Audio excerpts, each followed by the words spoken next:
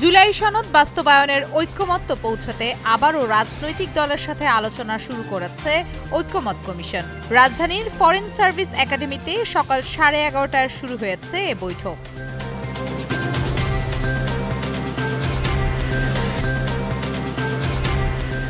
শেখ হাসিনা ও আসাদুজ্জামান খান কামাল সহ ৩ জনের বিরুদ্ধে সাক্ষ্য গ্রহণ কার্যক্রমের অংশ হিসেবে দ্বিতীয় দিনের মতো জেরা করবেন দৈনিক আমার দেশ পত্রিকার সম্পাদক মাহমুদুর রহমানকে। দুপুরে সাক্ষ্য দেবেন নাহিদ ইসলাম।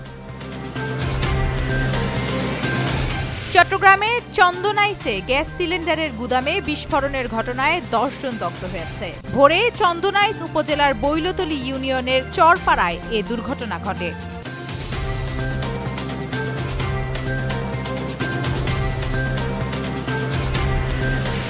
লিবিয়ার উপকূলে সুদানি শরণার্থী বহনকারী একটি নৌকায় অগ্নিকাণ্ডে অন্তত ৫০ জন প্রাণ হারিয়েছেন। ৭৫ জন আরোহীর মধ্যে ২৪ জনকে জীবিত উদ্ধার করা হয়েছে।